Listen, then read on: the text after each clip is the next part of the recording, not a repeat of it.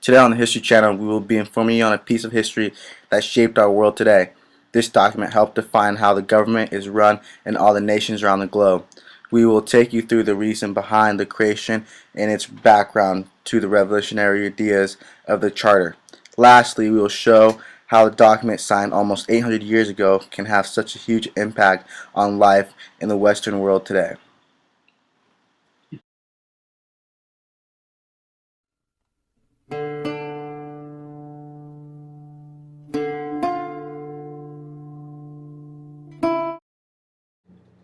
Hello everyone, my name is Harrison and I will be informing you more about the history and influences of the Magna Carta on our world today. The Magna Carta, or Great Charter, was written by a group of wealthy barons in England during the year 1215. For years, they had been becoming more and more fed up with the king during that time, King John. He had been taxing the barons ridiculously high amounts so he could fund his army. Previously, the king had controlled a large area of land, but it was conquered by another army. This caused the king to become obsessed with reconquering the land and became disconnected with his nation. Because of the king's out-of-touch leadership and unfair taxes, the barons became unhappy and felt that change in the leadership was needed. They then forced the king to sign the revolutionary document in a field at Runnymede, which led to one of the most drastic shifts of power in the history of the Western world. Well, traditionally, the role of the barons during that time period was the wealthy nobility. They were the ones who the king would tax if he needed money, and they supplied his soldiers. They had tons of power, they were wealthy landowners, and they really were the upper class of the society. Now, what they wanted out of the Magna Carta, and what it did, was to check the power of the king. It limited his divine right, and which was no longer in power anymore. The king was no longer above the law. Now, as people might ask what was the reason that King John conceded to the demands of these barons, was that without their cooperation he would have no funding. In turn, he would have no soldiers and no army and really no power. So what the barons did is they realized that they were the king's power, and without them the king would have nothing. So he really had to concede to their demands. Now, I don't want you guys to go thinking that this meant that all people had rights. No, the serfs and the peasants still had no rights and had no power. But at least the divine right of kings was gone, and government was shifting away from the divine right of a king, and it was now becoming more so of an oligarchy. Change was inevitable. The king was so out of touch and greedy that the barons were forced to act. No longer would the king be able to exploit the resources of the people on the basis of divine power. Without the cooperation of the barons, any power the king had would be gone. The reason for this came in some of the most revolutionary ideas of the time in the form of the 61st clause of the Magna Carta. The immediate effects of the Magna Carta was that it formed a revolutionary type of government that was groundbreaking for its time in the medieval era. The medieval time was a time of divine kings and nobility that were far above the middle class and feudal peasants. The long-term effects of the Magna Carta still remain to be seen. It formed a perfect example of government for middle classes and other countries to strive to be for in their own governmental systems. The 61st clause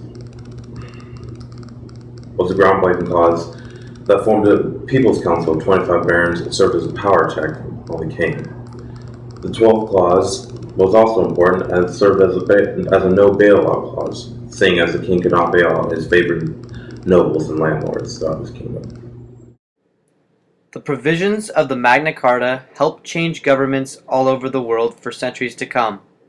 They set a standard for future constitutions and ultimately led to common citizens having a voice in their governments. The Magna Carta had a major effect on medieval England, but an even bigger impact on government and politics in our Western world today. All of that being said, a question that arises is, why England? Why not some other European country? Many historians believe it was a combination of economic, political, and religious influences that caused the barons to draft the charter. Many people ask the question, why England? And this is what many historians have been trying to figure out for many years. Well, the contributions to this were economic, political, and religious. In the economy, the king had been imposing harsh taxes on the barons and the nobility that were completely unfair and ridiculously high. They could not live the way they wanted to, and it was really just angering them because it was unnecessary. Politically, King John was such an out-of-touch leader, he wasn't caring about the people in his nation at all. He was extremely greedy. An example of this was a few years before the document was proposed, King John had lost a lot of land in the northern part of his nation. Instead of forgetting about it and just trying to move on, all he did was try and acquire more and more soldiers for his army and more money to try and take this back. It really did not affect the people of his country at all, but he was so consumed with it that that's all he could focus on. Lastly, the religious aspect of it contributed in a way that more than most people would think. King John and the Pope Innocent III at that time, had huge issues. The king was really opposing him. And during that time, most people relied heavily on religion. They had nothing else to turn to, so they went to the church. And because the king was so opposed to the church and the Pope, that they just didn't like him. They absolutely hated him. And this is really what contributed to the change. While some historians don't see the significance of the Charter, to most, the Magna Carta represents the first step in the transition from the divine right of kings to democracy. Even though the document was overturned only a few years after it was written and the 61st clause was removed, it still laid the foundation for the future. Even the United States Constitution's main goal is to protect the people and common citizens from oppression of the leaders.